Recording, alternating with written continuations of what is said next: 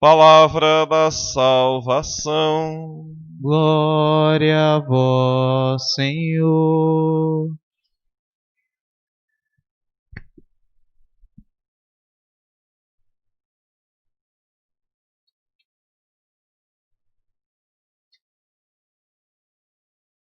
Amados irmãos e irmãs, estamos vivendo o mês da palavra, dedicado às Sagradas Escrituras, onde cada cristão deve procurar meditar, testemunhar e viver a palavra de Deus.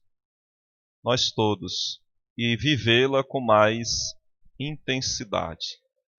Estamos celebrando o 24º domingo do tempo comum.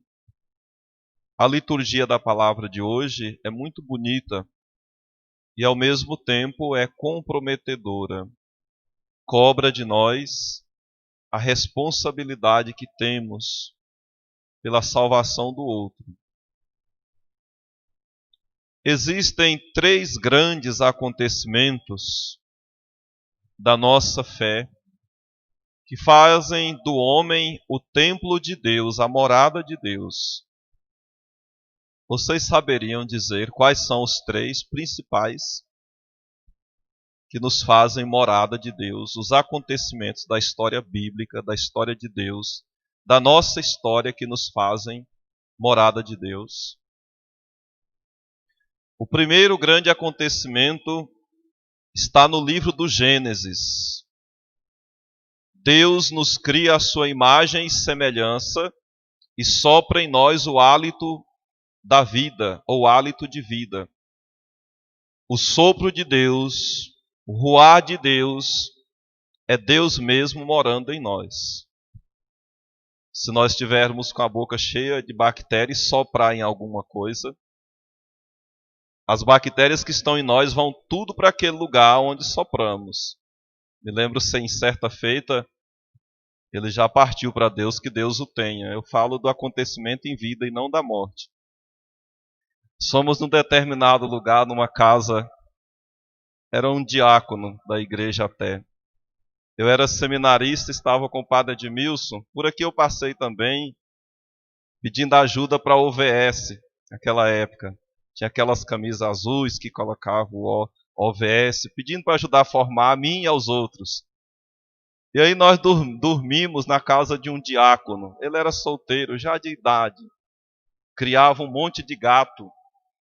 Eu tenho um animal no lugar de animal, mas animal quando vai para o lugar de gente, eu já não sou muito amante disso não. Gente é gente, bicho é bicho. E ele de manhã cedo ferveu um leite para nós. Me lembro, ele foi pegar um copo que estava no armário, com muita boa vontade, claro. E o copo estava com as teias de aranha, porque há muito tempo não lavava, né? E ele pegou o copo para poder limpar e ele fez. Aquilo, tanto eu quanto o padre Edmilson, eu falei com ele, eu falei, meu irmão, esse copo aí eu vou tomar nesse daqui mesmo, onde eu já tomei a água, né? Porque eu imaginei isso, foi tudo para ali, é mais antes as teias de aranha do que o que já saiu de dentro, né? Mas isso é brincadeiras à parte.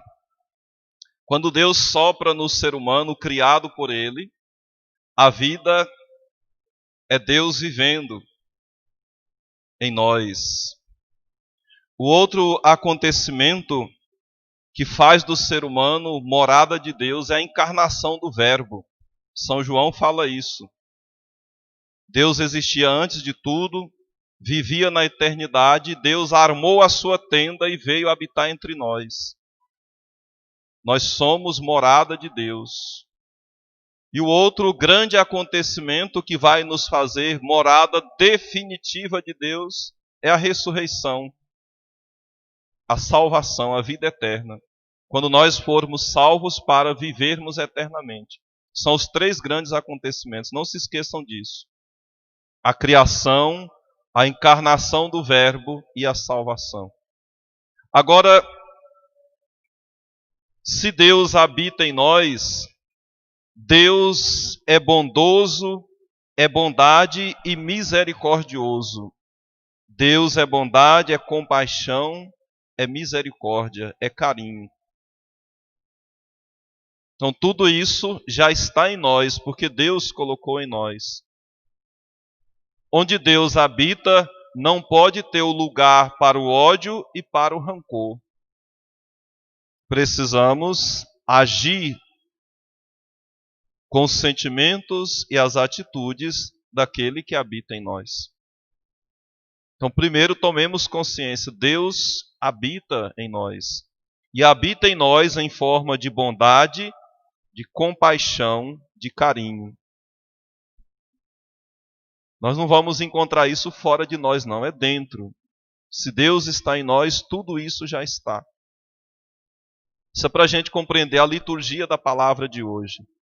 O livro do Eclesiástico, o capítulo 27, do 33 ao capítulo 28, versículo 9, nos diz que a raiva e o rancor são coisas detestáveis. Até o pecador procura dominá-la. Não podemos amar a raiva e o rancor. O que detestamos é aquilo que não faz parte de nós. Até o pecador não gosta do rancor e do ódio, porque causa mal a nós mesmos. Causa mal a nós mesmos.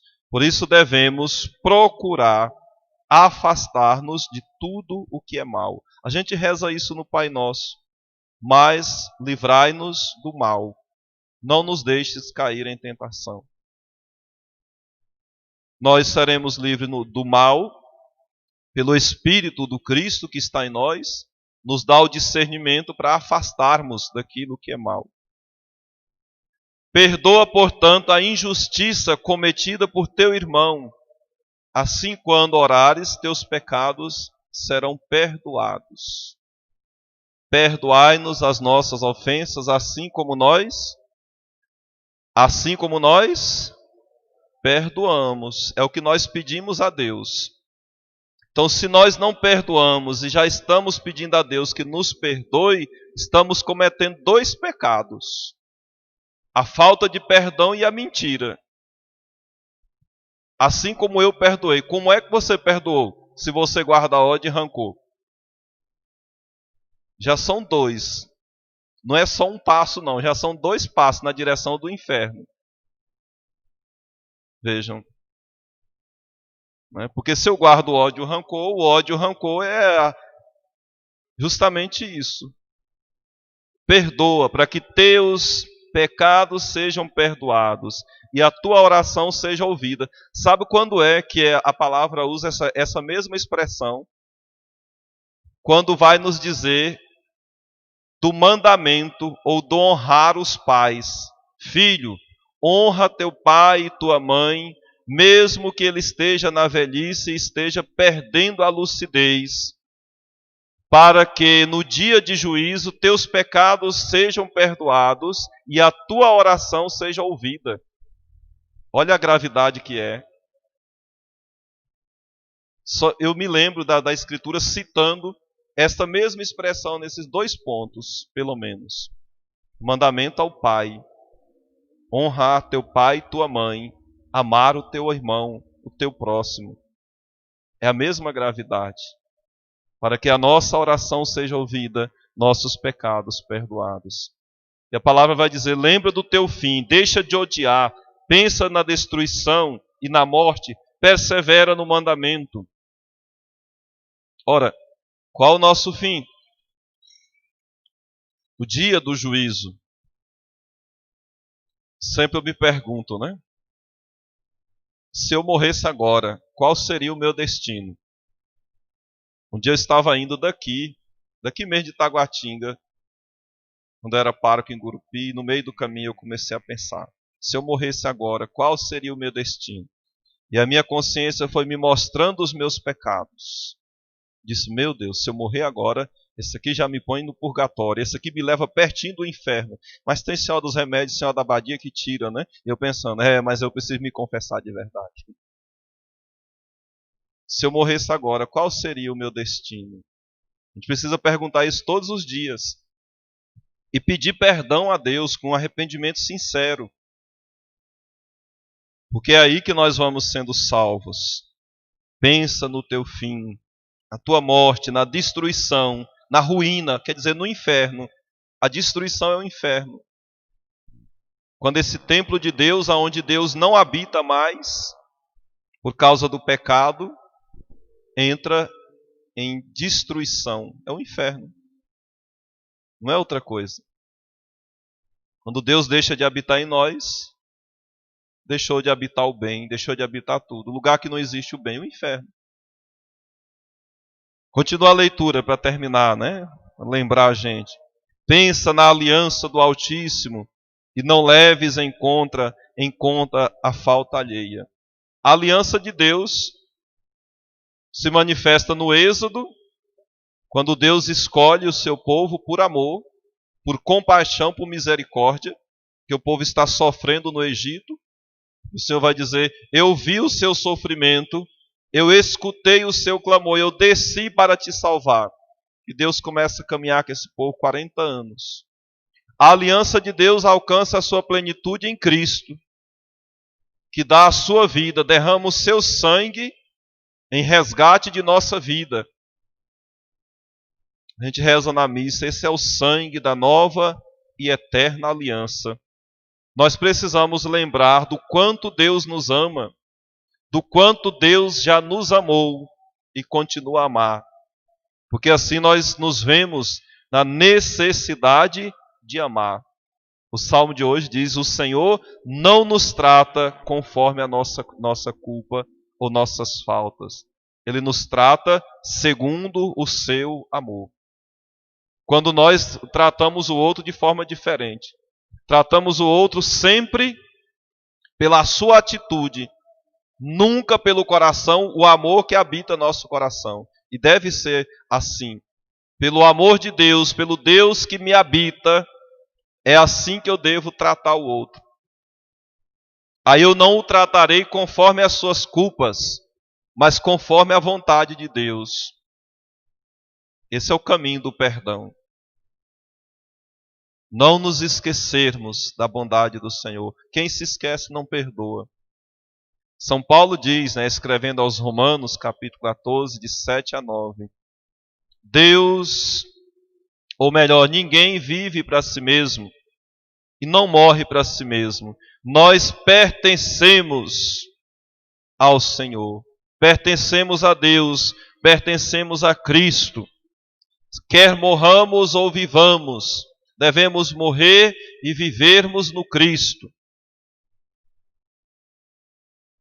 Tem hora que eu fico triste, eu vejo assim como padre nesses 10 anos. Tem gente que passa a vida inteirinha, nunca se preocupou com Deus.